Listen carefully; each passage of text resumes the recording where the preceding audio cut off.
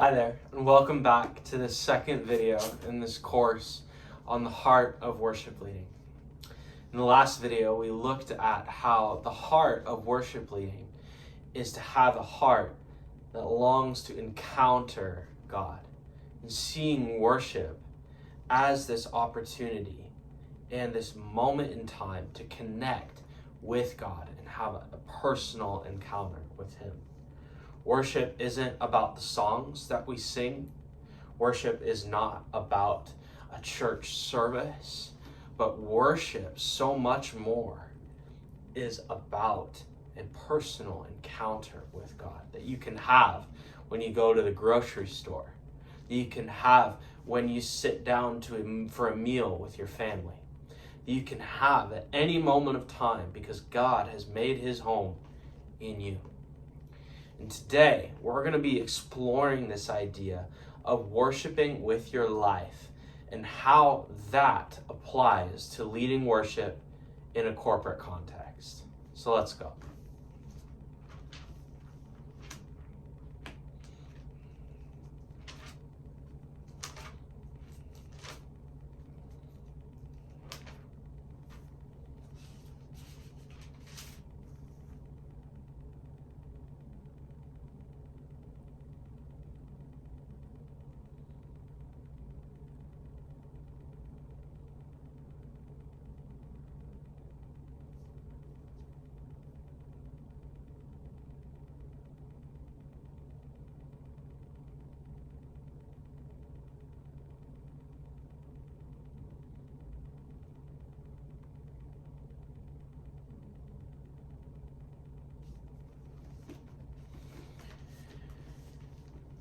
When I was in my early years of leading worship, I had this emotional connection to the songs that we would sing, this kind of obsession with this corporate moment that was spent in God's presence. And while I don't think that there's anything wrong with the love for the corporate time of gathering, I highly prioritize that time and really value and see the need for it. But in those early years, what escaped my heart and escaped my understanding was the fact that worship is so much more in the framework and in the perspective of God. It's so much more about your day-to-day life, your day-to-day interactions, your day-to-day conversations and relationships than it is about the corporate gathering. That's not to say that worship doesn't happen in the corporate gathering. I think in any statement there could be the converse to it, which balances it out. But in this video, we really want to explore His calling to a life of daily worship and how that pertains to Sunday morning worship leading. In Hebrews 12, verses 28 and 29, it says, "Therefore, since we are receiving a kingdom that cannot be shaken, let us be thankful, and so worship God acceptably with reverence and awe, for our God is a consuming fire."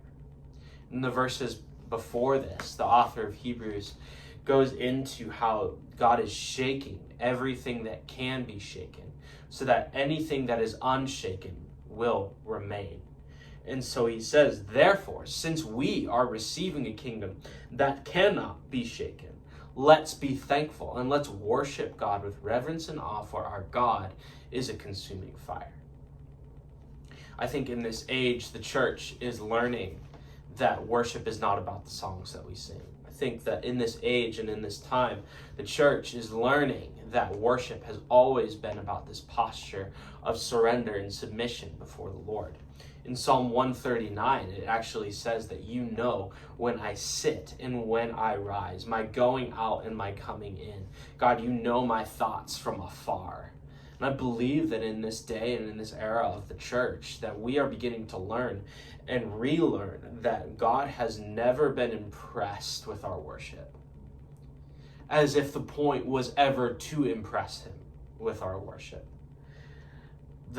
God is always after the heart. In First Chronicles, it says, First Chronicles 16, it says that the eyes of the Lord go to and from throughout the whole earth, seeking a heart that is fully his, that he may strongly support them. Worship leader, as you think about this calling that God has placed on your life to help people encounter the presence of God, to lead people into the manifest presence of God, it starts with you.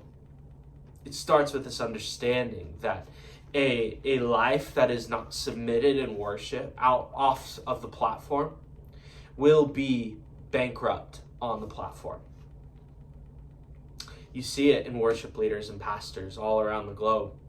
These people and pastors who have a really great exterior, a whitewashed tomb on the outside, to use Jesus' analogy from the book of Mark.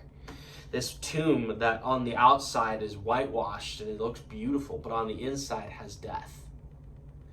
And worship leader, I just want to communicate the importance of this idea that your effectiveness and your longevity and your purity as a worship leader on the platform is rooted and grounded and fundamentally based in your ability to worship God with reverence and awe off of the platform. How much do you recognize the worthiness of God when you go to the store? How much do you recognize the worthiness of God when you sit down for dinner with your family? And I know this can feel intense, but there is such a weightiness of the responsibility that we carry as these priests in the kingdom of God to bring people into the presence of God and to help people have a personal encounter with God, that it is so important that it starts with you, it starts with me. That we would be the ones that say, since we are receiving so great a kingdom, let's be thankful and let's worship God rightly. See, it's out of this place of personal purity, personal conviction, personal devotion to a time of worship. The King David in the Old Testament would call it the secret place. This place, wherever it is. For me, it's my office. This time where I can close the door, turn off the lights, and be with God with no expectations, no performance, got no songs to sing, no clique to keep up with, no team to lead, just me in the presence of God. Your ability to cultivate that place is going to be what makes or breaks your worship leadership. And I think that the church is beginning to learn this with so many moral failures, so many leaders that have risen and fallen.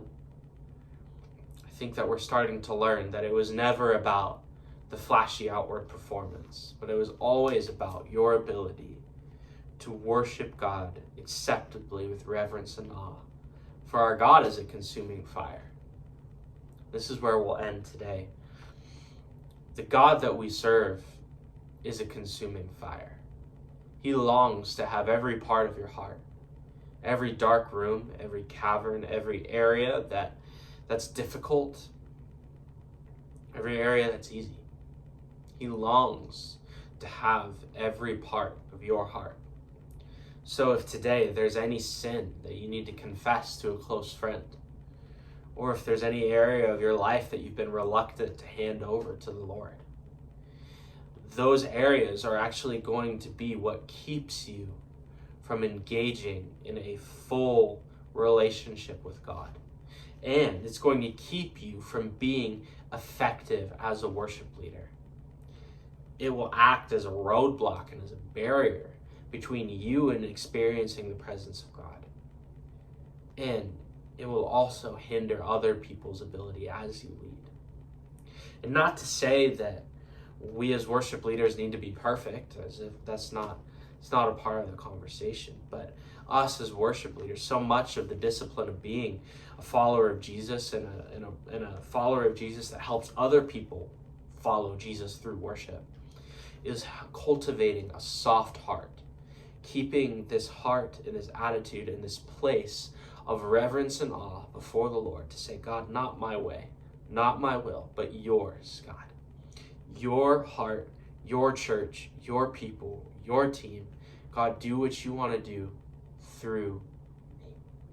So take today, confess any areas that need to be confessed, and take a step forward in faith, saying, God, would you grow me into the leader that you would have me be?